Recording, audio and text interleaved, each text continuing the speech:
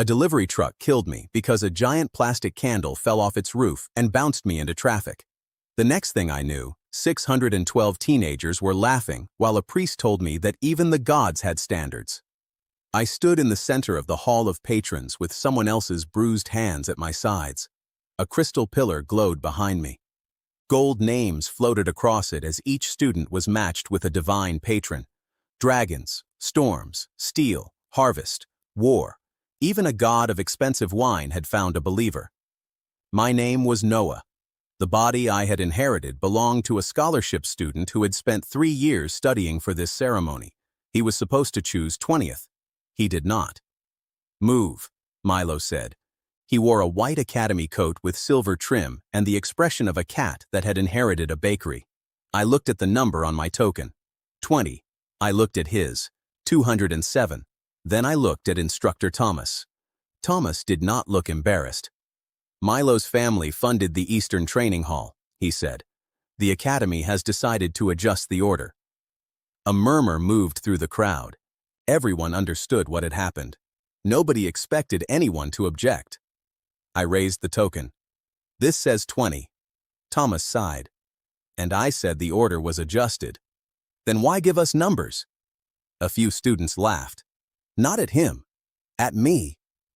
Milo stepped close enough for me to smell mint on his breath. "Because poor people like paperwork," he said. "It makes waiting feel official." That got a louder laugh. I remembered dying beneath a plastic candle. Compared with that, rich children were manageable. I handed Thomas the token. "Fine." He expected anger. Anger was expensive. I had 3 silver coins. Milo chose while more than 400 patrons remained.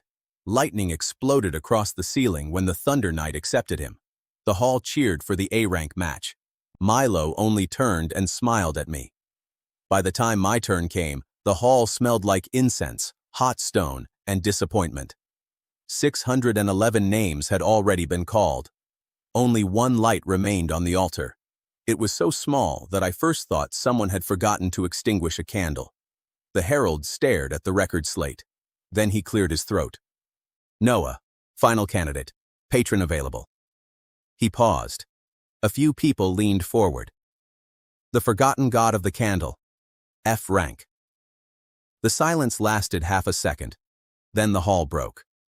People laughed so hard that someone dropped a ceremonial spear. Milo bent over with both hands on his knees. Instructor Thomas rubbed his forehead. Even the herald looked offended on my behalf. I walked to the altar. A black candle stood in the center of a silver dish. Its flame was not yellow. It was black. Not dark red. Not purple. Black. It gave no heat. I touched it. Nothing happened to my skin. I held a strip of ceremonial paper over the flame. Nothing happened to the paper. The hall laughed again. Milo wiped his eyes. "Careful, Noah. You might slightly inconvenience a birthday cake." I put the paper directly into the flame. Still nothing. A calm voice spoke inside my head. The system had awakened. It offered 3 class paths: Keeper of Black Flame, Magic Eater, Blessing Breaker. I did not see a glowing window. I simply understood the words. I also understood one sentence beneath them. Black flame could not harm matter. Black flame consumed magic. I looked at the candle again. The flame touched the silver dish. The dish stayed cold. Interesting. The 3 classes were 3 paths for the same rule. Keeper of Black Flame offered control and range. Magic Eater favored active mana. Blessing Breaker favored divine magic. I chose Keeper of Black Flame. The other paths vanished for good. 1 cheat, 1 rule, no second chance. The herald tapped his slate. Patron confirmed. Instructor Thomas stepped forward. "Unfortunately, an F-rank patron does not meet the minimum standard for scholarship support." There it was. My previous life had taught me something useful. People became very honest when they thought you had already lost. Thomas continued. "Your tuition waiver is canceled. You may remain enrolled for 7 days while you arrange payment. The first month costs 12 gold. I had 3 silver. 1 gold was 100 silver. My financial strategy could be described as dying more cheaply. The crystal ranking board updated. Noah. Rank 612. Patron rating, F. Scholarship, none. The laughter returned. Milo raised his hand. Instructor, if he leaves now, can someone useful have his room? Thomas almost smiled. If Noah withdraws, his place will be reassigned. I looked at the board. Then I looked at the black flame resting above my palm. It was the size of my thumbnail. The system gave me a simple measure. My total mana was 20 units. Keeping the flame alive consumed 1 unit every 10 seconds. Maximum distance from my body was less than half an arm. That was not impressive. But I had noticed something else. When the flame passed close to the crystal altar, a gold line inside the crystal dimmed. For 1 second. Then it returned.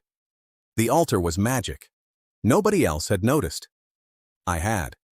I closed my hand. The flame vanished. 7 days is enough, I said. Thomas frowned. For what? To decide who needs the room. The laughter became uncertain. I walked out. My academy room was tiny, dusty, and perfect because it contained a bed and a stove. I found 2 shirts, a cracked cup, half a loaf, and a debt notice. The original Noah had not lived well. I examined the candle mark on my left palm. The black flame came when I called it. 1 unit of mana kept it alive for 10 seconds, and it did nothing to bread, wood, or cloth. At least sneezing would not burn down the room. A knock came at the door. I opened it. A girl with dark hair held a metal food box. Lena. I knew the name from the body's memory. She worked evenings in the academy kitchen and studied alchemy during the day. She had ranked 184th. No divine fireworks, no rich family, no reason to stand outside the room of the academy joke. You missed dinner, she said. I was testing whether my god could cook. Can he? No. She handed me the box. Then use a stove like a normal person. Inside was thick beef stew, real beef, carrots, potatoes, onions cooked until they were sweet. A piece of dark bread rested on top, shiny with butter. For 10 seconds I forgot about gods. I sat. Lena did not leave. She leaned against the door. You're too calm. I died this morning. She stared. I took a spoonful of stew. Socially, I added. She relaxed. Right. The stew was hot enough to make my eyes water. It was perfect. Lena placed a small blue stone on my table. Training crystal. Kitchen workers use them to check mana burners. It has 120 units stored. I stopped chewing. Why bring it? Because when you touched the altar, one of the runes went dark. So someone had seen. I looked at her. She looked back. No excitement, no greed, just attention. I held out my palm. The black flame appeared. Put the crystal on the floor. She did. The stone glowed. I touched the flame to it. Nothing happened for the first second. Then a thin black line spread across the blue light. The system gave me a rate. 12 units of active mana vanished every second of direct contact. Lena's expression changed. 108, she said. The crystal dimmed. 96. The numbers fell. 84, 72, 60, 48, 36, 24, 12, 0. The crystal went dark. 10 seconds. My own mana had dropped by 1 unit for maintaining the flame. I stared at the dead crystal. Lena stared at me. That stone costs 18 silver, she said. I have 3. You now have -15. An excellent start. She picked up the crystal and tried to activate it. Nothing. The stored mana was gone, not blocked, not dispersed. Gone. Lena slowly sat across from me. The Academy teaches that divine fire is still fire. Mine skipped that lesson. That crystal holds 120 units. I noticed. You used one. I also noticed that. She pointed at my hand. Do that to a barrier. That was exactly what I wanted to hear. The Eastern practice yard stayed open at night. I finished the stew first. Wasting beef would have been immoral. 3 students were still training when Lena and I arrived. Everyone already knew my ranking. "Are you here to train the candle?" one asked. "Maybe he can make the targets romantic," another said. I ignored them. A practice barrier stood at the far end of the yard. A brass plate showed its charge. 120 units, exactly like Lena's crystal. I pressed my palm to the blue surface. The black flame appeared. The barrier hissed. The first second erased 12 units. The second erased 12 more. The second years stopped laughing. At 5 seconds, the shield had lost half its power. At 10, it collapsed. The brass plate fell to 0. Silence. Cyrus opened his mouth, closed it, opened it again. "What spell was that?" "Candle." "That is not an answer. It is the name on the paperwork." Lena covered a laugh with her hand. The 2 older students ran to the brass plate. "It's broken." "No," Lena said. "Recharge it." They did. The barrier returned. 120 units. One of them looked at me. Again. My mana had recovered slowly while walking. I had 19 units. The flame needed only 1 unit per 10 seconds. I repeated the test. 10 seconds later, the barrier died again. This time, 5 more students had stopped near the fence. Then 8. Then 14. Someone had sent a message. I could practically hear gossip putting on shoes. A senior named Soren arrived wearing a night supervisor badge. "What happened?" The second year pointed at me. "He deleted the barrier." "I did not delete it. You made it stop existing. Only the expensive part." Soren checked the plate. Then he looked at my palm. Again. The practice yard filled. 23 witnesses. They charged the barrier a third time. 10 seconds later, it died again. Nobody laughed. That was not respect yet. It was confusion, which was almost as useful. Soren took out a testing wand. "This barrier is Academy property. 3 full charges cost 9 silver. I had expected a bill. Then he continued. "But demonstration work is paid. Experimental counter-magic testing pays 30 silver per verified result." I looked at him. "Verified by whom?" "Me." He raised the badge. 3 tests. 90 silver. My 3 silver had become 93, not rich, but no longer food-shaped emergency. My strength had changed too. I had learned that direct contact erased 12 units per second. My flame cost only 1 unit per 10 seconds. Against a standard barrier, the exchange rate was absurd, and my status had moved from last place joke to last place problem. 3 scales. 1 night. Good. Soren handed me a temporary payment slip. "Report to the counter magic lab tomorrow morning." A voice came from behind the crowd. "No need." People moved aside. Instructor Thomas stood at the gate. Milo stood beside him. Of course he did. Milo wore his Thunder Knight bracers. Blue sparks crawled across the metal. He smiled. "I heard Noah found a broken target and convinced everyone it was a miracle." Soren frowned. The barrier was inspected. "Then test him properly." Thomas looked at me. An informal demonstration would settle the matter. Lena stepped forward. "Informal means you do not want liability." Thomas's eyes hardened. "This is academy training." Milo raised one hand. Lightning wrapped around his forearm. "My divine armor uses 40 units of mana." The system let me feel it. 42. Close enough. Milo walked into the practice circle. "Come on, Candle Boy." 23 students watched, then 30, then 41. Someone had opened a dormitory window and shouted. Within a minute, more than 60 people crowded around the yard. Perfect. I walked into the circle. Thomas lifted his hand. "No weapons. First clean hit wins." Milo laughed. "He cannot hit through the armor." "Then you have nothing to worry about." The laugh stopped. Lena looked at me once. She had seen the numbers. She knew. Milo did not. That was the entire difference. Thomas lowered his hand. Milo charged. He was fast.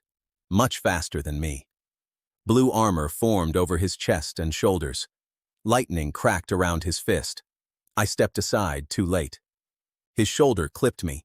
Pain shot through my ribs. I almost fell. There was the price. Black flame did not stop muscle. Milo turned. The crowd cheered for him. He raised both hands, showing off. That was kind. I rushed him. He punched. I ducked. His fist passed over my head. My left palm touched the blue armor over his stomach. Black flame spread. 1 second. 12 units vanished.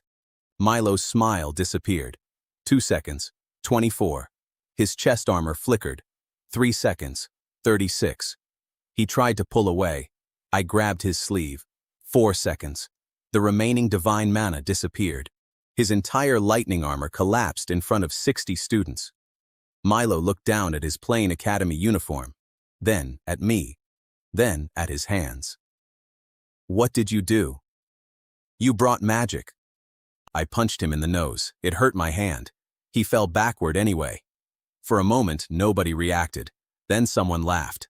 Not at me. A second person joined. Milo scrambled up with blood under his nose. This does not count. My armor failed. Soren spoke from the fence. That appears to be the point. The yard exploded. Students shouted. Someone yelled that rank 612 had stripped an A-rank patron in 4 seconds. Someone else corrected him and said 3.5. By midnight, it would probably be 1 second. By breakfast, I might have defeated a dragon. Rumors were efficient.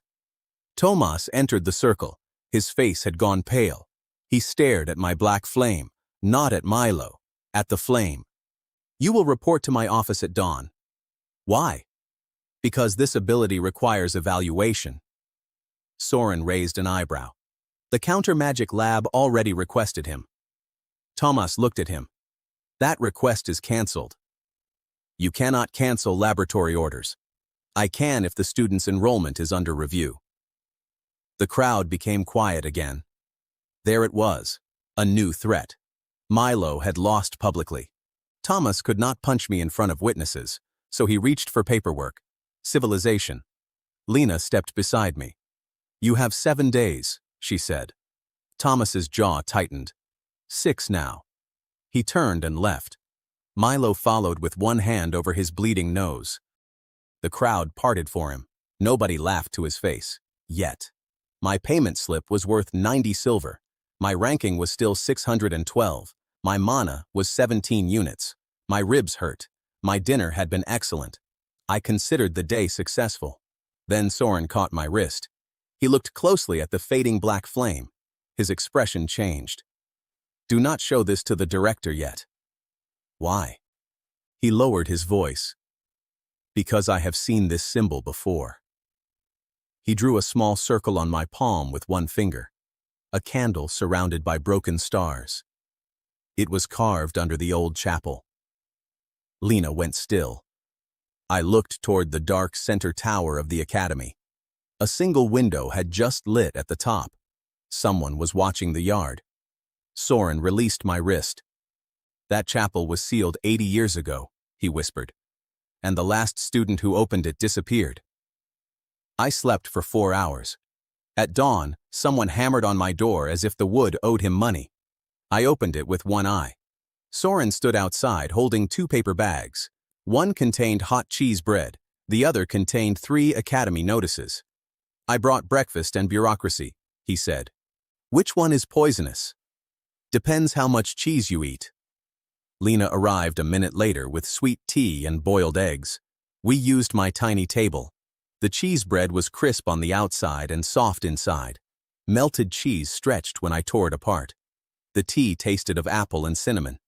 The original Noah's room had probably never held this much food at once. I read the notices while eating. The first ordered me to report for ability evaluation. The second froze my access to paid laboratory testing. The third accused me of using an unregistered anti-magic artifact during the duel with Milo. All 3 carried Thomas's seal. Soren bit an egg. He works fast.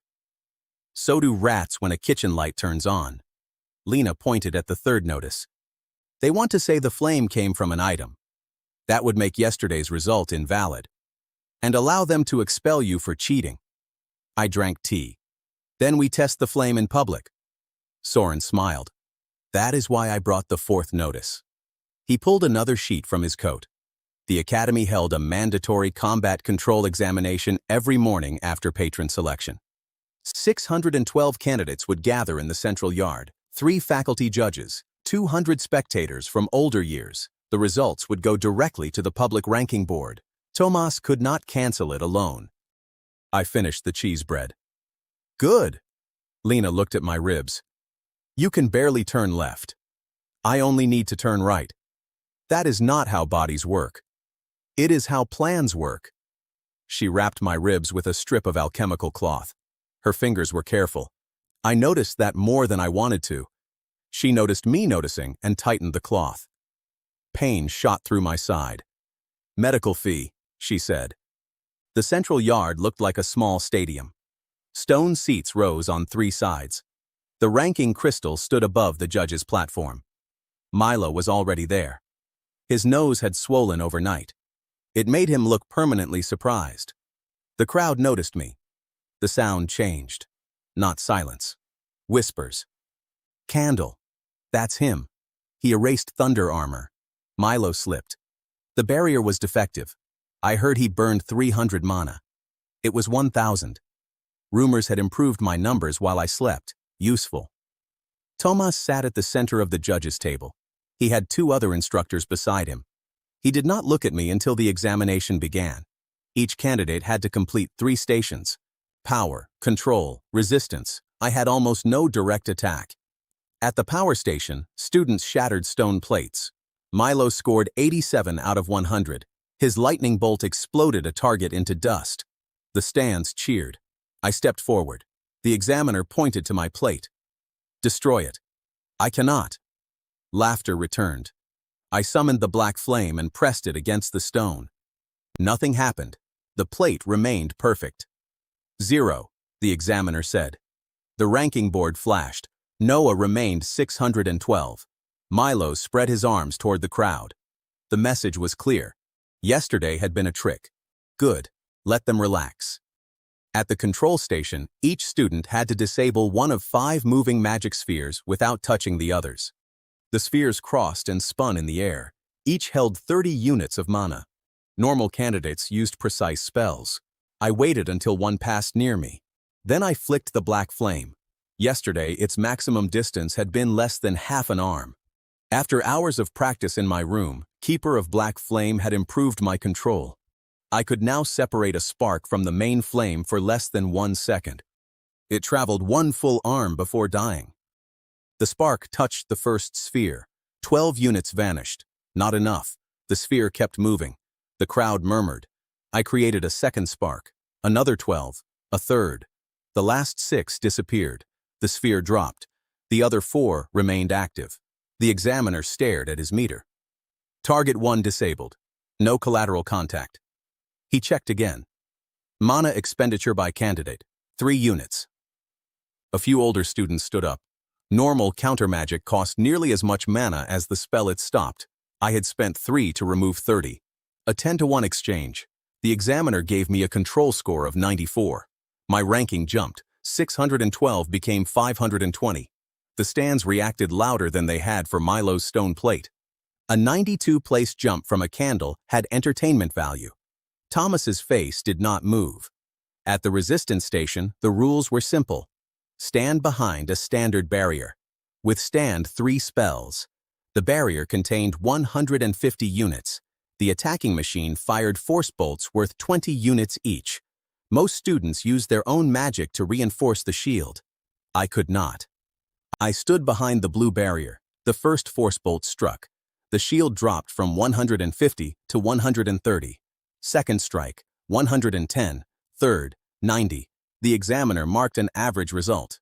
Thomas raised one hand. Candidate Noah has been accused of carrying an unregistered anti-magic item. The stadium quieted. Here it came. For integrity, Thomas continued, I request an inspection. I stepped out. Do it.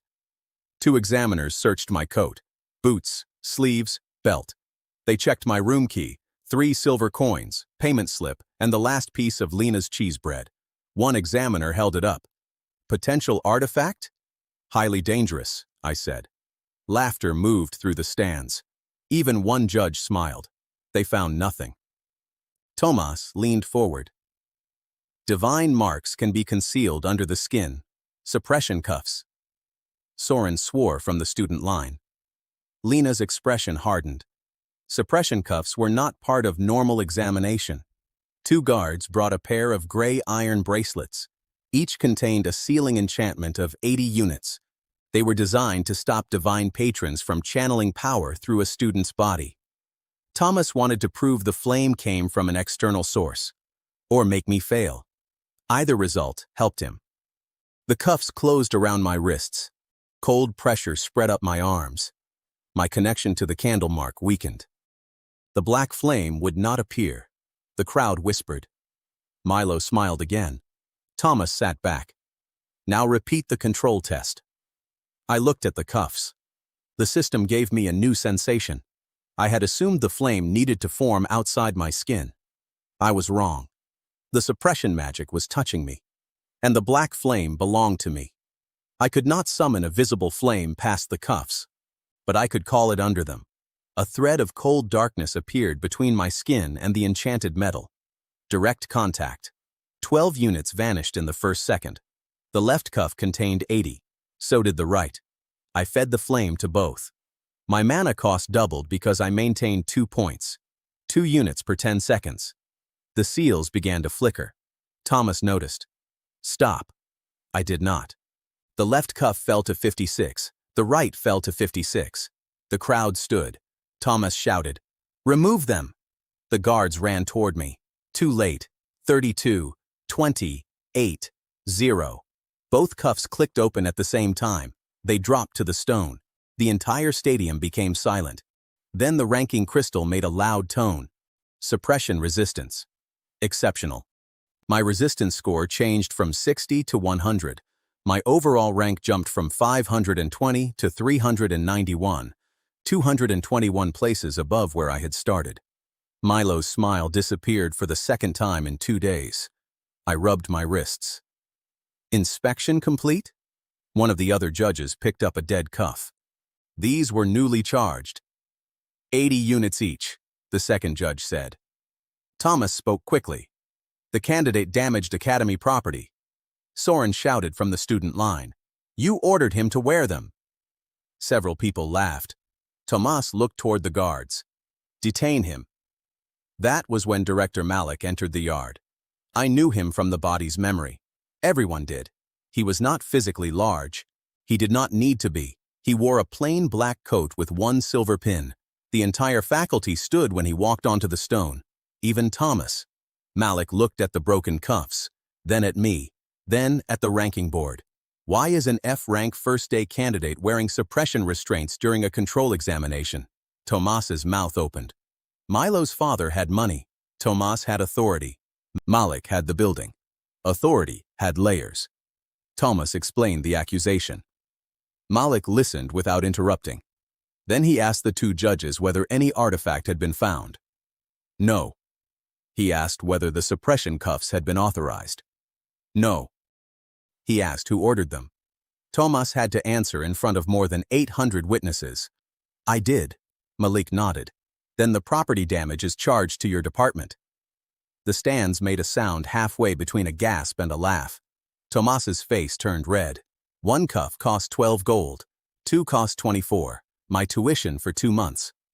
Malik looked at me. Candidate Noah, repeat your flame. I summoned it. Black light rested above my palm. For the first time, Malik's calm face changed. Only slightly. His eyes narrowed. He recognized it. Soren's warning from last night returned to me. Do not show this to the director yet. Too late. Malik hid the reaction quickly. Your patron is registered as the forgotten god of the candle? Yes.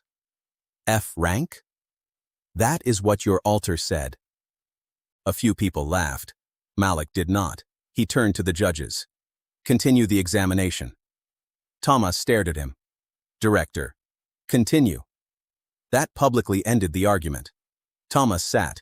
He looked like a man swallowing a chair. My final control test was repeated without cuffs. I disabled the 30-unit target with 3 sparks. 94 points again. Verified. The result could not be erased.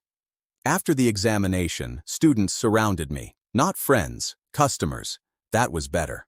A second-year girl offered 5 silver if I could remove a failed enchantment from her practice sword. A boy offered 8 silver to clear an overcharged mana battery. Someone offered 2 silver to make Milo's hair disappear. I declined the last one. Physical matter, I said. Shame. Lena pushed through the crowd. Do not touch random artifacts until we know what happens. She was right. So naturally, we went to the counter-magic lab and touched random artifacts under supervision. Director Malik had restored my laboratory access personally. The lab gave me 6 test objects, a shield with 40 units stored in its reinforcement rune, a sword with 60, a heating stone with 20, a communication crystal with 30, a training wand with 50, and a sealed box containing 100. I touched the shield first. The flame burned the mana out. The metal remained, but the reinforcement rune turned gray. The magic did not return when they recharged the shield. That was new. I had not merely emptied stored mana. I had burned the enchantment itself because the active rune had been touching the flame. Lena leaned over the metal. The channel is gone. The lab master checked it 3 times. Permanent. The room became very quiet. Active magic was one thing. Permanent enchantments were money. A decent enchanted sword cost 30 gold. A military shield cost 50. A noble's armor could cost hundreds. My harmless candle could turn them into ordinary metal. I tested the sword. It took 5 seconds to erase 60 units from the enchantment. The steel stayed sharp. The rune died. The lab master stopped the remaining tests. Enough. Why? Because the last box belongs to the church. Then definitely enough. He stared at me, then laughed once. The laboratory paid 30 silver per verified result, as promised. We had completed 5 valid tests yesterday and today when barriers and cuffs were included in the paperwork.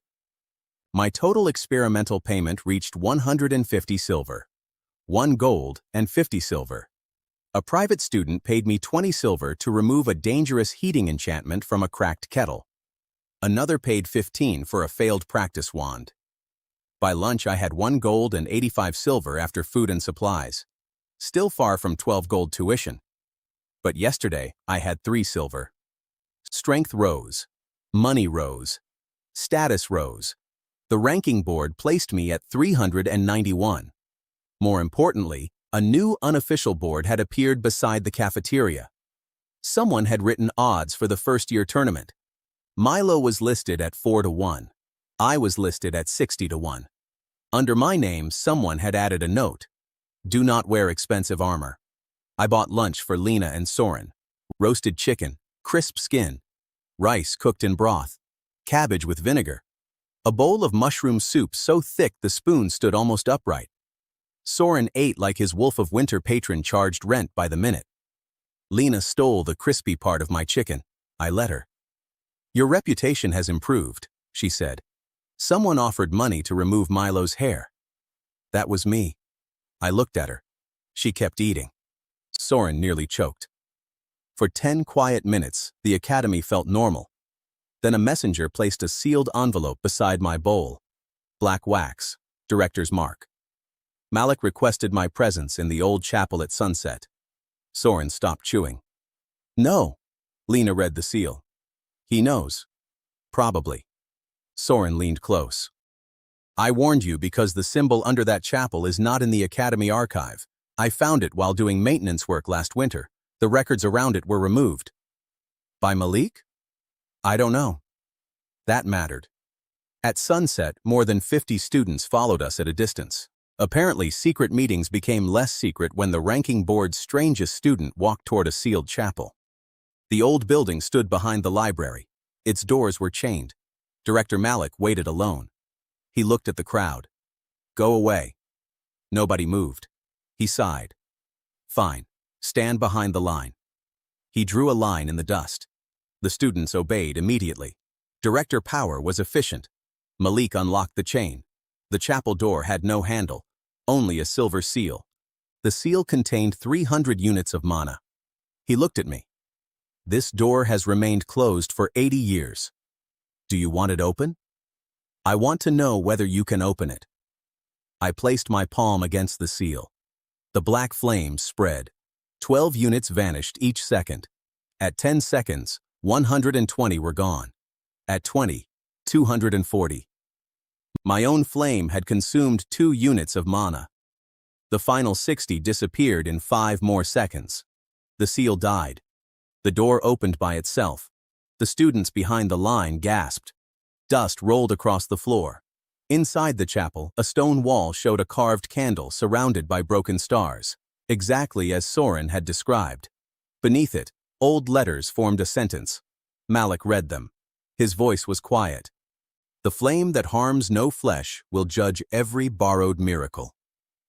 Nobody laughed. A second line appeared as the last sealing magic faded. It had been hidden under the enchantment. Malik went pale. I stepped closer. The words were newer. Only 80 years old. The last bearer was not dead. He was taken alive. And beneath that was a name. The same family name Director Malik carried. Director Malik did not speak for a while. The crowd behind the dust line went silent. I read the name. Taran Malik. The letters beneath it said he had carried the black flame 80 years ago. The director closed the chapel door. Everyone leaves. A student near the back raised a hand. Sir, are we allowed to gossip while leaving? No. After leaving? Malik stared at him. The student vanished into the crowd. Within 5 minutes, the entire academy knew. Malik kept Lena, Soren, and me inside. He lit an ordinary lamp. My black flame still gave no light. It was a candle that failed at the main job of a candle. Malik touched the carved name. Taran was my grandfather's older brother. Your great-uncle? Yes? What happened to him? The official record says he died during a dungeon collapse. Soren pointed at the wall. The wall disagrees. Malik gave him a tired look. My family was forbidden to discuss him. I thought it was because he disgraced the academy. Lena crouched near the carving. There are more sealed lines. I felt them too. Mana ran through the stone. Not much. About 180 units, woven into thin concealment runes. Malik stepped between me and the wall. Do not burn them. Why? Because we do not know what else is sealed. That is a reasonable sentence. I did not have to touch every magical object I saw. I only wanted to. Malik turned toward me. You will not use the black flame publicly again. No. His eyes narrowed. That was not a request. Then it was a bad order. Soren looked at the ceiling. Lena looked at me. Malik's voice became colder. You do not understand what you are carrying. I understand 12 units per second. This is not a laboratory problem. Everything becomes a laboratory problem if you measure it. Lena almost smiled. Malik did not. He told me the Church of the Seven Lights controlled divine patron registration across the kingdom. Every academy used church records to rank gods. Every blessing certificate, divine contract, and sanctioned artifact passed through church offices. The forgotten god of the candle had once been listed much higher than F rank. Then, 80 years ago, every record changed. The name was removed. Temples were closed. Surviving references called the patron defective. Taran disappeared that same year. Someone wanted the flame forgotten, I said. Malik nodded. And if the church learns it returned, they will send an examiner. Then we have time. Malik shook his head. The ranking board sends patron anomalies to the capital automatically. Of course it did. Institutions loved forms even when the forms summoned enemies. How long? 2 days, perhaps 3. I had 6 days left to pay tuition. The church was faster than debt. Impressive. Malik ordered us to leave the chapel and say nothing about Taran. By breakfast, 3 different versions were circulating. In one, Taran had been a demon king. In another, he was Malik's father. In the third, I was Taran. I was 18. Taran had vanished 80 years ago. Nobody considered this a problem. After the chapel, I trained. Soren took me to an old fencing room. "You have a terrible weakness," he said. "Only one? You think because you can erase magic, people will let you touch it." He gave me a wooden knife. Then he hit me in the shoulder 6 times. The 7th time, I blocked. The 8th hit my ribs. Lena, sitting beside the wall with a medical kit, said, "That was the injured side." "I know," Soren said. "Do it again, and I test poison on you." Soren became very careful. For 2 hours, I practiced closing distance. No fancy sword art. Step outside the line. Protect the head. Use the forearm. Touch the enchanted surface. Move. Again. Again. Again. My physical body did not become stronger because the system liked me. My legs hurt. My shoulder bruised. I sweated through my shirt. But I got less bad. That counted. Then, Lena brought a practice wand with a continuous beam enchantment. It held 200 units. "Yesterday you burned fixed runes," she said. "Today I want to know what happens if the magic remains connected to the source." She placed the wand on a stand. A thin blue beam struck a target 6 paces away. The wand fed 5 units into the beam each second. I summoned the black flame and touched the beam near the target. The flame did not vanish. It clung to the blue light. That was new. The black edge traveled backward, not through empty air, through the connected mana. It moved about 1 pace each second.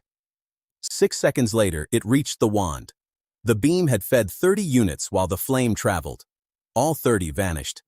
Then the black flame touched the active rune. The remaining enchantment began to burn. I cut the flame immediately. The wand survived with most of its rune intact. Lena stared at it. Soren stopped rubbing his shoulder. I understood the rule. The flame still did not jump by itself. It still needed contact, but a continuous spell was one connected magical structure. Touching one end meant touching the whole thing. That was dangerous. For the other person, also for me.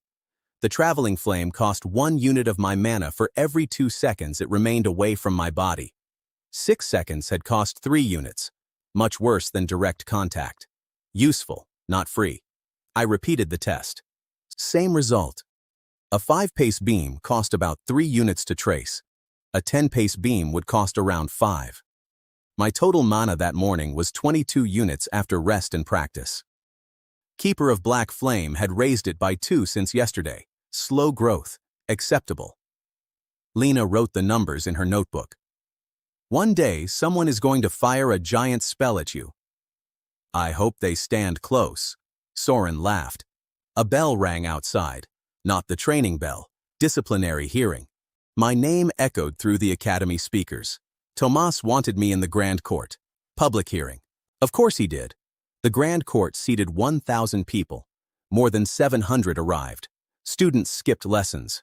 Teachers pretended they had administrative reasons to attend. The ranking board hung behind the tribunal. My rank remained 391.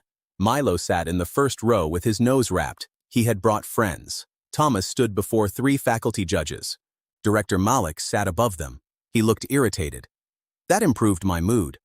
Thomas read 3 charges: destruction of academy property, unsafe use of unknown divine power, refusal to obey faculty instructions. He requested immediate expulsion. The crowd whispered. I stood alone on the opposite side.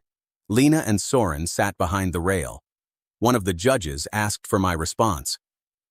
The first property was destroyed while Thomas ordered me to wear it. The second charge describes most combat classes. The third is true. Laughter rolled through the court. Thomas slapped a paper onto the table. This student thinks rules do not apply to him. No, I think your rules apply to you too. That was less funny. It was better. I held up the payment slip from the lab. Thomas froze authorized laboratory work without review. He used suppression cuffs without approval. He attempted detention during a public examination after 2 judges cleared me of carrying an artifact. The other judges looked at him. That was the advantage of public hearings. Everyone had to remember what they had done. Thomas's motivation was not difficult to understand. Milo's family paid for his department. If Milo looked weak, Thomas's funding looked weak. If an F-rank student defeated an A-rank patron, every ranking decision Thomas had supported became questionable. He was protecting his position. That made him rational. It did not make him correct. Thomas placed both hands on the table. Then let the candidate prove his power can be controlled under faculty conditions. Malik spoke. What conditions? A sanctioned safety trial. The crowd immediately became interested. Thomas had prepared it already. A gate opened at the side of the court. 4 assistants rolled in a steel training construct. It stood twice my height, no face, 4 thick arms, a round body covered in runes. It looked like a refrigerator with anger issues. The court loved it. The judge read the specifications. 500 units of stored mana, reinforced shell, command enchantment, impact limit set below lethal force. My task was to disable it within 3 minutes. If I failed, Thomas argued, my patron could not qualify as a combat asset, and my F ranking would remain grounds for scholarship cancellation. If I succeeded, the disciplinary charges would be dismissed. Malik looked at me. You may refuse. I looked at the construct. How much is the test fee? The judge blinked. What? If I am doing faculty research in front of 700 witnesses, how much do I get paid? The crowd laughed. Thomas did not.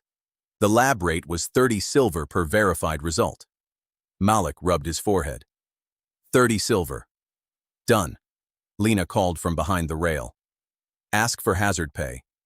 40. Malik looked at her. Do not help. 40, I repeated. The director sighed. 40. 3 scales. Always 3. Strength, money, status.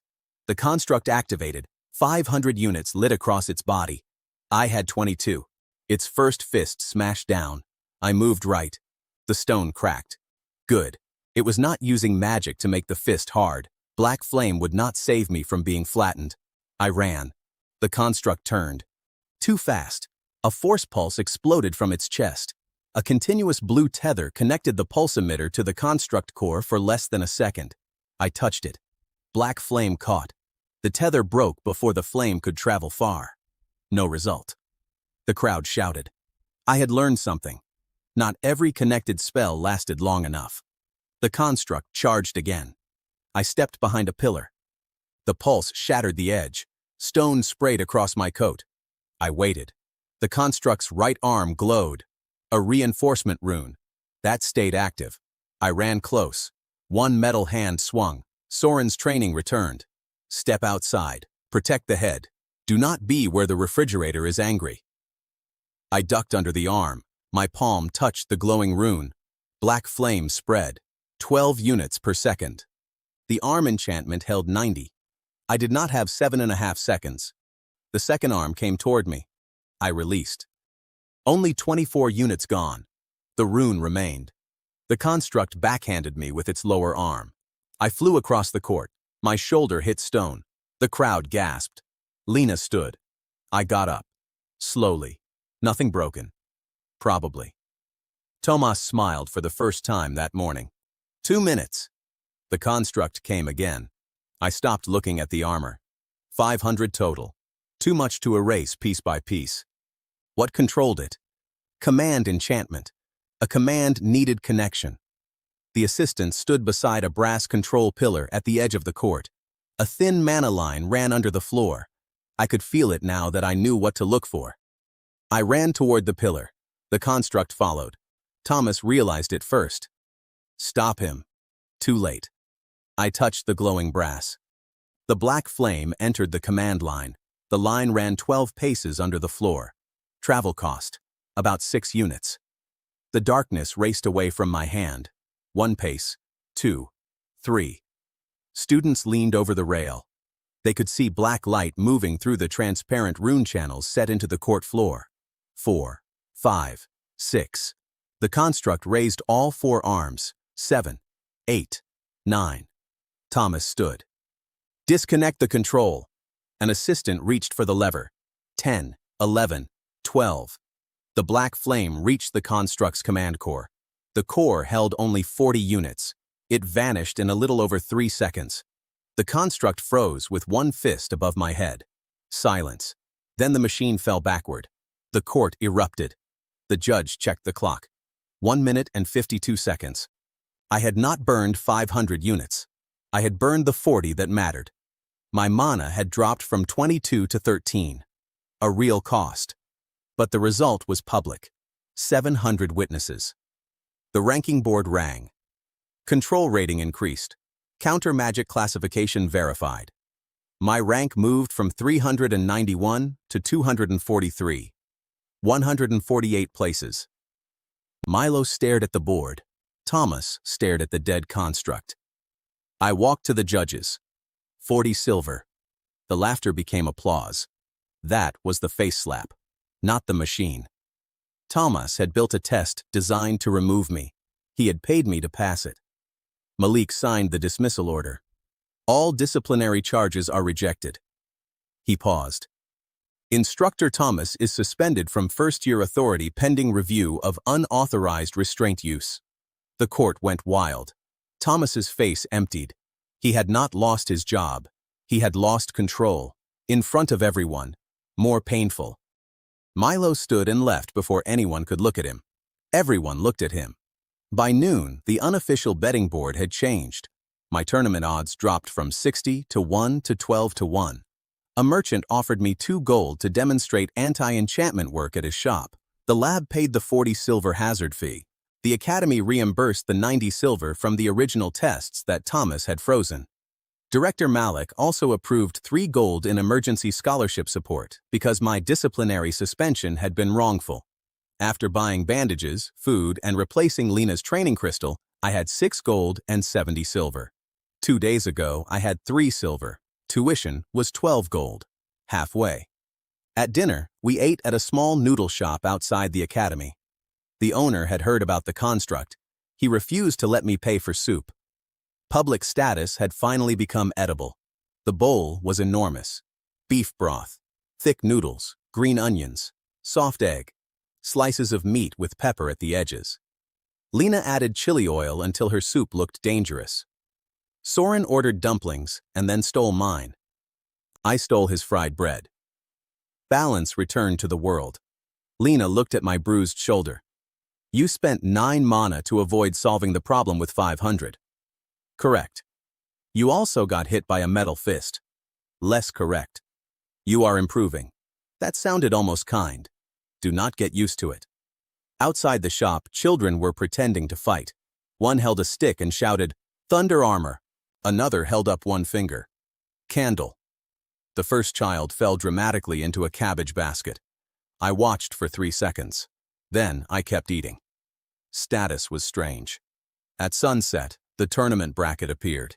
612 names. Single elimination.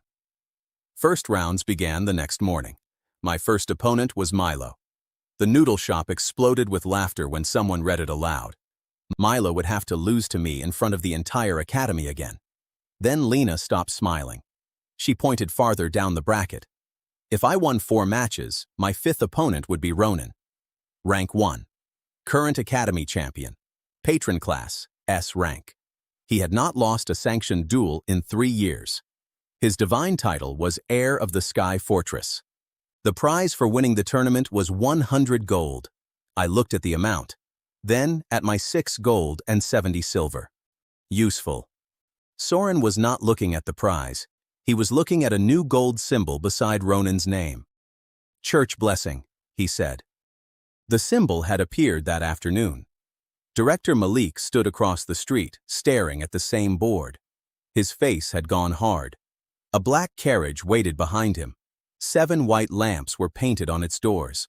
The capital examiner had arrived 1 day early. The capital examiner ate breakfast with Director Malik. Everyone knew because the academy cafeteria had windows and students had no shame. I ate across the room with Lena and Soren. Today's meal was fried potatoes, sausage, eggs, and warm bread with honey.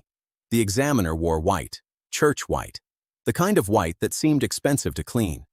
His name was Cyrus. He had arrived from the capital with 4 clerks, 6 guards, and enough polished gold to make the morning sun nervous. He did not look at me once. That meant he already had. Soren cut his sausage. Tournament starts soon. I know. You have Milo first. I know. He is carrying an ordinary spear. I stopped eating. That is intelligent. Lena nodded. He finally discovered wood. Milo had learned the correct lesson. Magic was bad against me. A normal spear was not. That made him more dangerous than yesterday. Good enemies adapted. Otherwise, they were furniture. The arena held nearly 3,000 people. Students filled the lower seats. Citizens filled the upper rows. Merchants had opened food stalls outside. Someone sold black candles with my name painted on them. The candles actually burned paper. Fraud. I considered reporting them. Then I saw the price. 2 silver each. I considered becoming a partner. The public ranking board stood above the arena gate. My rank was 243. Milo had fallen from 48 to 71 after his control scores were reviewed. Ronan remained number 1. The tournament purse was displayed beside the board. First round victory, 1 gold. Second, 2. Third, 4. Fourth, 8. Final champion prize, 100. A clean run could pay 115 gold before sponsorships. I had 6 gold and 70 silver. My tuition problem had entered the building and put on a target. Milo and I walked onto the sand. The crowd was already shouting. He carried a plain ash spear. No rune, no divine glow, no lightning. I respected him more immediately. He saw that. I am not stupid, he said. Yesterday was unclear. His jaw tightened. Today, I do not use magic. Good. You think that scares me? No. I think it improves your odds. He did not like that answer either. The bell rang. Milo attacked. The spear tip moved fast. I stepped back. Again. He drove me across the ring. The crowd grew louder. Black flame hovered uselessly over my palm. I could burn magic. Not wood, not steel, not Milo. He had finally brought the correct problem. The spear cut my sleeve. A shallow line opened on my arm. First blood. Milo smiled. The stands erupted. Cyrus finally looked at me. Good. I kept moving. Soren had spent 2 hours hitting me with a wooden knife. Milo was better. But he wanted the public finish. He had been laughed at for 2 days. He needed a beautiful victory. That made him predictable. He drove me toward the boundary. 1 step left. Half a step. The crowd counted. Milo lunged for my chest. I turned sideways. The spear passed under my arm. I trapped the shaft against my ribs. Pain exploded through the old bruise. I held anyway. Milo pulled. I moved with him. Close. Too close for the spear. He dropped the shaft and punched. No lightning. Just a fist. It hit my cheek. I answered with my forehead. His nose had almost healed. I corrected that. He stumbled. I hooked my foot behind his ankle and pushed. Milo fell outside the boundary. The bell rang.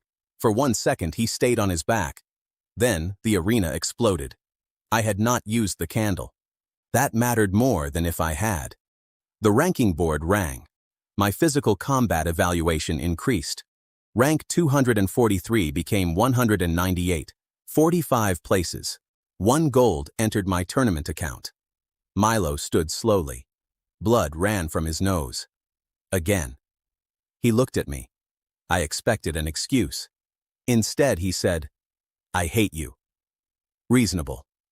Then he walked away. That was the first time I thought Milo might become useful someday. The second round came an hour later. My opponent used 3 floating blades. Each blade was normal steel. The levitation magic was not. She kept them 6 paces away and attacked from different angles. I could not touch the blades safely, so I touched the blue control thread connecting 1 blade to her wrist charm. The black flame caught the thread. It traveled 6 paces, 3 units of my mana. The charm lost 30 units before she cut the connection. 1 blade fell. The crowd screamed. She released the other 2 before my flame could reach them. Smart. Then she had to fight with 1 normal sword. I won by ring out after 4 minutes and collected 2 gold. My rank moved to 152. The third opponent threw enchanted clay spheres. Each carried 20 units of force magic. I touched the first one in the air. The flame erased 12 before it hit the ground. The remaining 8 burst like an angry sneeze. The crowd laughed. I caught the second with both hands after burning it empty. That was stupid. The clay still weighed half a stone. It hit my chest and knocked me backward. The crowd laughed harder. Lena covered her face. I learned. The third sphere I burned and dodged. My opponent ran out of ammunition. 4 gold, rank 111. At lunch, I sat under the arena stairs while Lena cleaned the cut on my arm. Soren returned with meat pies. The crust broke into flakes. Inside was minced beef, onion, pepper, and hot gravy. I ate 3. Lena ate 2. Soren claimed he ate 1. There were 8 empty wrappers. His Wolf of Winter patron apparently included mathematics resistance. You have 7 gold in prize money, Lena said, plus 6 gold and 70 silver. 13 gold and 70. Tuition is 12. You can pay it now. That landed harder than I expected. 3 days ago, I had been publicly told to leave because I owned 3 silver. Now I could pay. No miracle gold. No hidden inheritance. No dragon treasure. I had earned it by turning expensive magic into disappointing metal. I finished the pie. After the tournament, Lena looked at me. Why wait? Because if I pay now, I will have 1 gold and 70 silver. And if you lose? I still have enough. She smiled. You counted before I asked. Always. The 4th round was the semi-final. My opponent was ranked 16. He used body enhancement, not armor, not a barrier. Mana ran through his muscles. That created a problem. I could burn the enhancement if I touched him, but I could not burn him, and he was much faster than me. He hit me 3 times in the first 10 seconds. Shoulder, stomach, jaw. The arena blurred. I nearly went down. The crowd had stopped treating me like a joke. Now they watched to see whether someone had finally found the answer. He had. Use magic inside the body. Keep the dangerous candle away. I could not send black flame through flesh. The rule protected him. Good. Rules had to cut both ways. He rushed again.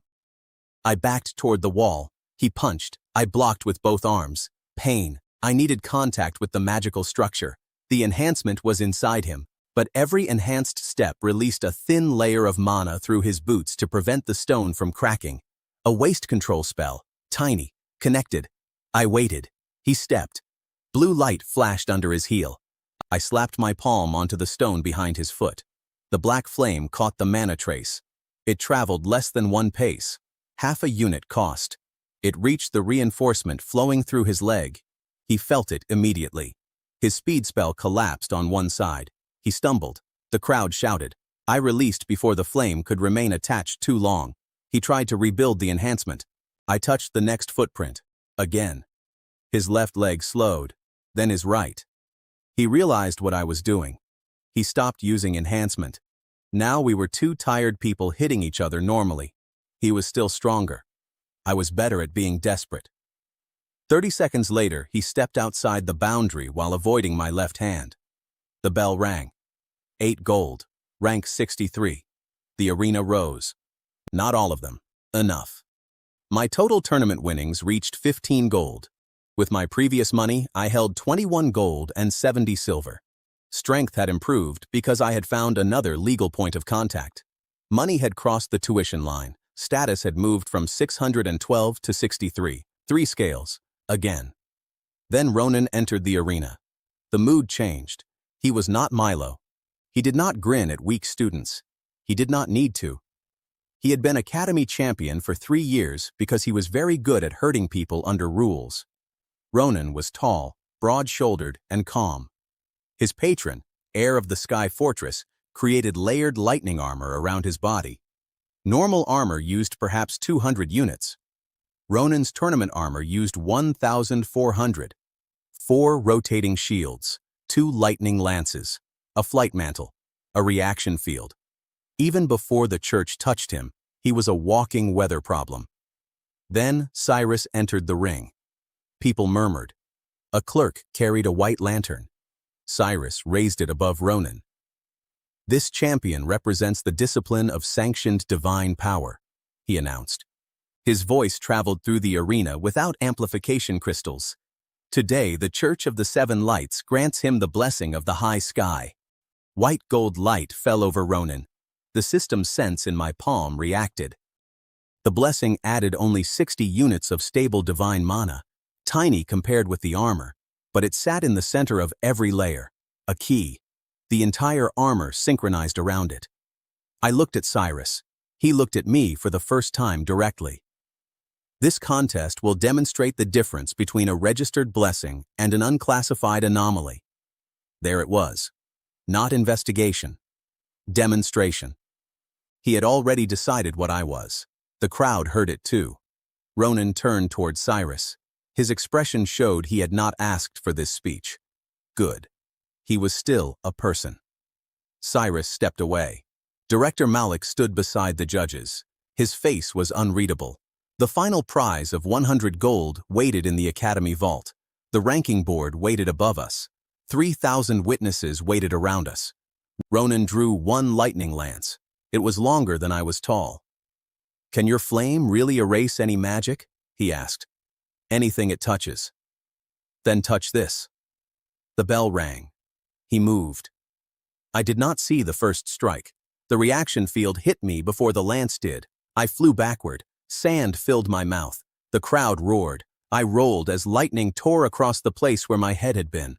I summoned the black flame. Ronan's second lance came down. I touched it. The flame consumed 12 units instantly. The lance held more than 100. It did not disappear. It exploded. I crossed both arms. The blast threw me again. Black flame was not a shield. Important reminder. Ronan did not celebrate. He advanced. Layered armor turned him into a glowing tower. A refrigerator had evolved into a thunderstorm with employment. I ran. The crowd shouted with every missed strike. Ronan's flight mantle lifted him. Bad. He came from above. I waited until the last moment. Then I jumped toward him instead of away. His reaction field struck my shoulder. Pain went white. My left hand touched the lowest armor layer. Black flame caught. I did not try to burn 1,400 units. That would take too long. I followed the connection. The armor was one structure. 4 layers. One blessing in the center. Black flame traveled inward through the connected mana. 1 pace. 2. Ronan felt it. His eyes widened. He tried to cut the outer layer. Too late. 3 paces of magical depth were not physical distance, but the connected channels still gave the flame a path. It reached the white gold blessing. Cyrus stood. No. The blessing held 60 units. Direct contact. 12 per second. 1 second. 48 remained. Ronan landed. He drove an elbow into my chest. I held onto the armor. 2 seconds. 36. He hit me again. 3. 24. The crowd was counting now without understanding why. 4. 12. Cyrus shouted something. 5. 0. The white blessing went black. Every layer of Ronan's armor lost synchronization at once. The flight mantle vanished. The lances vanished. The shields vanished. The reaction field vanished. 1,000 units of remaining power became disconnected light and collapsed into sparks. Ronan stood in the center of the arena, wearing plain training clothes. 3,000 people stopped breathing. Then someone in the upper seats screamed, "He turned off the champion!" The arena detonated. Ronan looked at his hands. Cyrus looked as if someone had slapped him with a church. Director Malik had gone pale. I was still standing, barely. Ronan looked at me. Then he smiled. Not happily. Competitively. Good. He picked up an ordinary practice sword from the boundary rack. Of course he did. I almost laughed. The champion was not champion because of one spell. He attacked without magic. This was worse. He cut my thigh, hit my wrist, drove me backward. No black flame could help. The crowd saw the difference. They also saw me keep moving. Soren shouted from the stands. Right. I stepped right. Ronan's sword passed my shoulder. Lena shouted, his left knee. I had no idea why. I kicked it anyway. Ronan stumbled half a step. I moved inside his sword line. He caught my collar. We both fell. The boundary was 1 pace away. He tried to roll me under him. I hooked my leg around his. For 3 ugly seconds, the championship final looked less like divine combat and more like 2 men fighting over the last chair. Then Ronan's shoulder crossed the white line. The bell rang. Nobody heard it at first. The judge rang it again. Winner. Noah. The sound that followed hurt my ears. The ranking board flashed. Tournament champion. Combat evaluation. First among current candidates. Overall academy rank moved from 63 to 9. 100 gold prize awarded. My total liquid money reached 121 gold and 70 silver before taxes and medical fees. 3 days ago, I had owned 3 silver. Ronan sat up. He looked at the line, then at me. He held out one hand. I took it. He pulled me up. The crowd cheered louder. That was important. A public victory did not require making every opponent small. Only the ones who tried to make me small first. Cyrus entered the ring. His white lantern was dark. He stared at it, then at my flame. You extinguished a sanctioned blessing. Yes, that is impossible.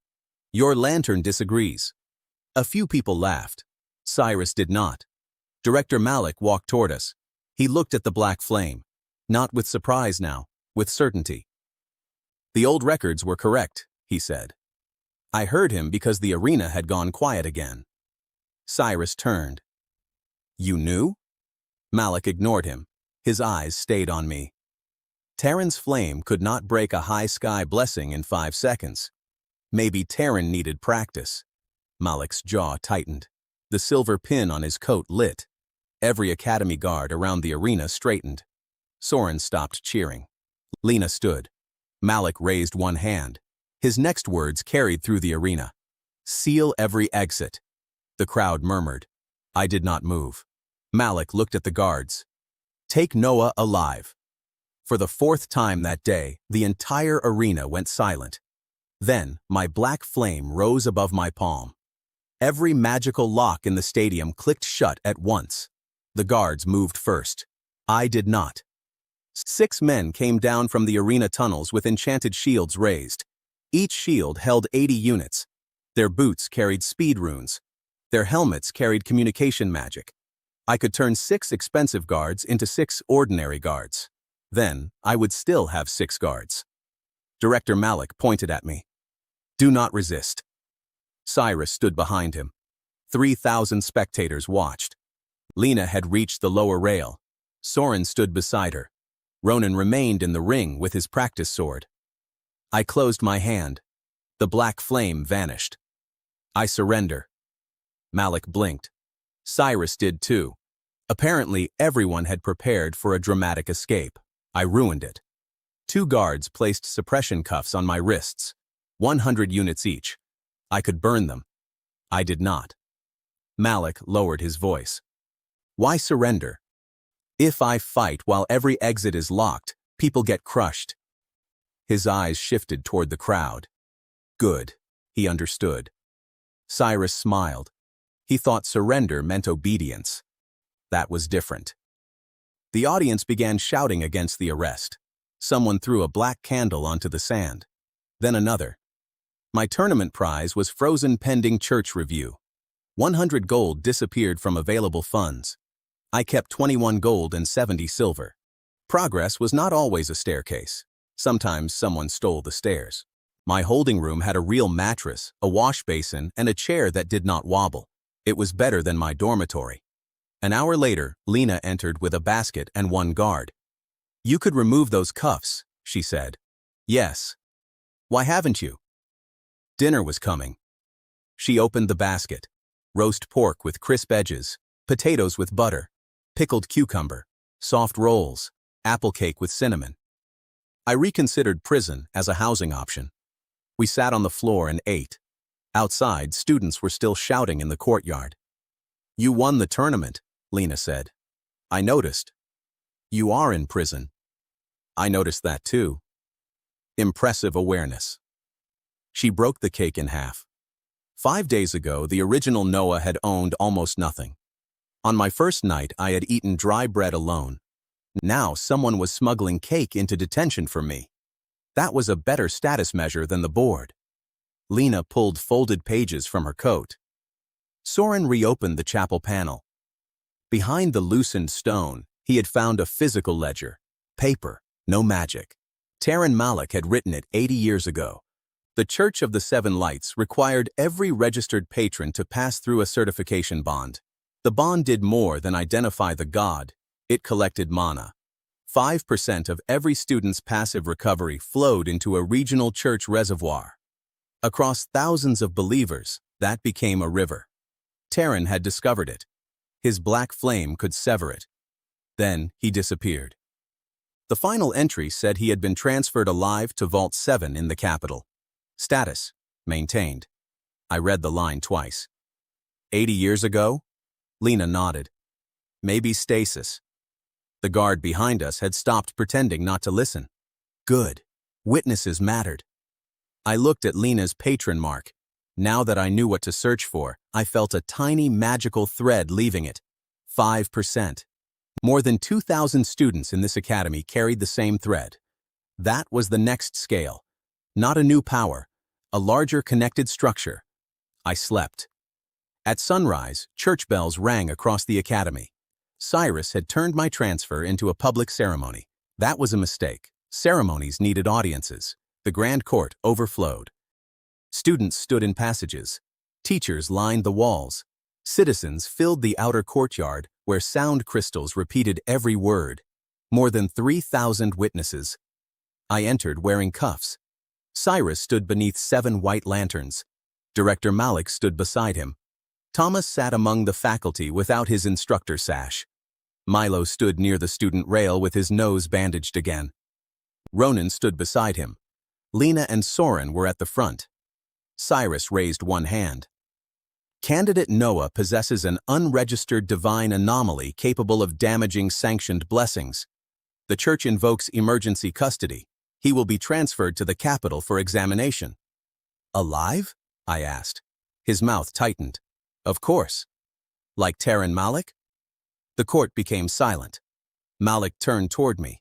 Cyrus did not. I continued. Taran Malik, Black Flame Bearer, taken alive 80 years ago, transferred to Vault 7. Malik's face changed. Soren held up the old ledger. Cyrus spoke too quickly. An unsanctioned private record has no legal standing. I looked at him. You did not ask whether it was real. Laughter moved through the seats. Then I raised my cuffed hands. Tell them what the certification bond takes. The laughter stopped. Cyrus said nothing. 5%, I said. People began touching their patron marks. A teacher stood. That is a maintenance contribution. Lena called from the rail. Then why is it absent from student contracts? Noise spread. Cyrus lifted his lantern. Enough. Gold light exploded across the court. The sound crystals died. Doors sealed. The 7 lanterns connected above him. Divine pressure forced people back into their seats. I felt the structure through my candle mark. 7 anchors. A central certification core beneath the platform. More than 3,000 units of active mana. Cyrus looked at the crowd. This is why uncontrolled anomalies require containment. He faced me. Kneel. The cuffs tightened. 100 units each. I smiled. Large numbers impressed people.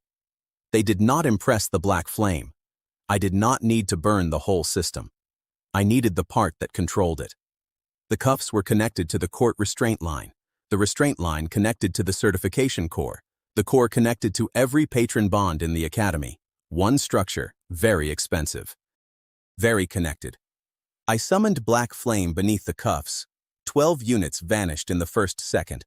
Cyrus pointed at me. Stop him. Guards moved. Ronan stepped in front of them. Public hearing, he said. Milo joined him. That surprised me more. The guards hesitated. The cuffs fell from 100 to 76, then 64. Cyrus snapped at Malik. Use the academy formation.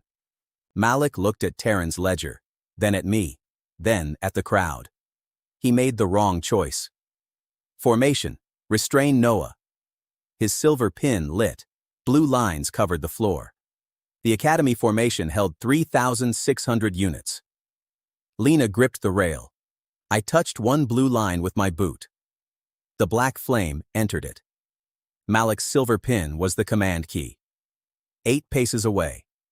Traveling flame cost 1 unit for every 2 seconds away from my body, 4 units to reach him. Black darkness raced through the visible floor channel. The crowd watched it cross 1 pace after another. Malik tried to close the formation. That required the same connection. The flame reached his pin. The command key held 48 units. 4 seconds. 12, 24, 36, 48. The pin went dark. The entire fortress formation shut off. Its 3,600 units remained stored safely in the walls. I had only removed the key. Students burst out laughing. Malik stared at his dead pin. "Your formation is fine," I said. That made the laughter worse. The director of the academy had activated a fortress. I had turned off his remote control. My cuffs clicked open a moment later. I caught them. Then I touched the white restraint line leading toward Cyrus. Black flame caught. Cyrus finally understood. "Sever the core." A clerk reached for a lever. Lena shouted, "If you sever it, you admit the hidden bond exists." The clerk froze. Thousands of witnesses shouted. Cyrus kept the system active. Second mistake. The black flame traveled 10 paces toward the platform. 5 mana. I had 14 left. Enough. Cyrus formed 7 layers of divine barrier. He looked like a golden fortress. Then he fired a continuous beam at me. I touched it with my free hand. Black flame caught the beam and raced toward his lantern. Cyrus cut the spell before it reached him. Smart. I lost 2 mana for nothing. But the first flame was already beneath his platform. It reached the certification core. My awareness filled with connected magic. 2,106 student bonds. 142 faculty bonds. Hundreds of archived registrations. The entire network depended on a core holding only 90 units. I fed it black flame. 12 vanished. Cyrus shouted. Another 12. The 7 lanterns flickered. Another 12. Students' patron marks began to glow. Another 12. People stood. They could feel the drain weakening. Cyrus ran toward me. Not magic. His actual legs. That was progress. The core dropped below half. He swung his metal lantern like a club. I ducked. Black flame did nothing to metal. The lantern passed over my head. I drove my shoulder into his stomach. We fell onto the platform steps. I kept one hand on the glowing line. 12 more. Then 12. Then the last magic disappeared. The certification core went dark. Every white lantern died. Every patron mark in the academy flashed once. The gods remained. The contracts remained. Only the hidden 5% drain vanished. More than 2,000 students felt their mana recovery rise at the same moment. The reaction was immediate. Gasps, shouts, then anger. The sound crystals came back as the restraint system died. The outer courtyard heard everything. 5%. Vault 7. Terran Malik. Cyrus was still holding my wrist. His white coat was covered in dust. His lantern was ordinary metal. "You can let go," I said. He did. Milo stepped closer. His boot landed on the hem of Cyrus's long white robe, probably by accident. Cyrus tried to stand. He fell backward. The crowd laughed so loudly that even Ronan looked away. A capital examiner had entered surrounded by holy light. Now he was sitting on the floor because someone stood on his clothes. Simple, visible, public. Director Malik climbed onto the platform. The court slowly quieted. He faced me. "I ordered your arrest." "Yes." "I activated the formation against you." "Yes." "You are enjoying this." "A little." A few students laughed. Malik looked down at Terran's ledger. Then he faced the crowd and bowed. "My decisions were made to preserve control of the academy. They failed." The hall went still. "The ledger will be investigated publicly. Examiner Cyrus will not remove Noah from academy grounds today." Cyrus stood carefully this time. You cannot refuse the church. Malik looked at his dead silver pin. Authority has become complicated. The crowd roared. Cyrus left under guard. Nobody arrested him. One public defeat did not destroy an institution. The Church of the Seven Lights was still waiting in the capital. But Cyrus left without me. That was enough. Before noon, the Academy released my 100 gold tournament prize. My full-year tuition waiver was restored. The laboratory offered a supervised counter-enchantment contract worth 30 gold each month. I still paid 12 gold for the first month. I wanted the receipt. After medical fees, food, supplies, and tuition, I had 109 gold and 40 silver. 5 days earlier, I had owned 3 silver. The Academy also assigned the abandoned chapel to my research group for 1 year. Building value, more than 300 gold. My power score against physical targets remained almost 0. My counter-magic score became the highest recorded that year. Overall, Academy rank moved from 9 to 3. I liked that better than rank 1. There was room above me. By evening, black candles hung from dormitory windows. The message board carried 3 new lines. Do not wear expensive armor near Noah. 5% means 5%. Milo should buy a helmet for his nose. Milo tore down the 3rd line. Someone replaced it. I moved into the old chapel. It was dusty. The roof leaked. The altar leaned sideways. It also had a kitchen, 2 study rooms, and space for a real table. Lena arrived with a pot. Soren brought bread. Ronan brought rice and claimed champions did not cook. Milo appeared at the door and said he was only there because Soren owed him money. Nobody believed him.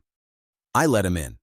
Lena made beef stew with carrots, potatoes, onions, garlic, and a little red wine. The smell filled the forgotten chapel. My black flame still could not heat the pot. Lena placed an ordinary yellow candle beside it. One is useful, she said. I looked at the black flame. Depends what you are cooking. She laughed. Later, after everyone left, she stayed to wash the bowls. I dried them. Domestic work was dangerous. It made the future feel real. You could leave, she said. I know. You have money. Yes. The church will come back. Yes. Why stay? 5 days ago, the Academy had ranked me 612 out of 612. Now teachers were checking every hidden contract. Students were reading Terran's records. The director had opened the sealed archive. Cyrus had returned to the capital without his prisoner. And Lena, the first person who had noticed one dim rune, was washing dishes in my kitchen. I already paid tuition, I said. She stared at me, then threw the towel at my head. I caught it. After she left, I opened Terran's ledger again. The final page contained one readable sentence. Vault 7 did not kill dangerous divine bearers. It maintained them. I placed my palm beside Terran's carved name. The system gave me no new power, only information. The regional certification bond I had destroyed was one of 7. 6 still fed the capital. Then an envelope slid under the chapel door. No seal, no magic. I opened it. The message was short. Noah, if you carry the black flame, do not come to the capital. Below it was a name, Terran Malik. Beneath the name was today's date,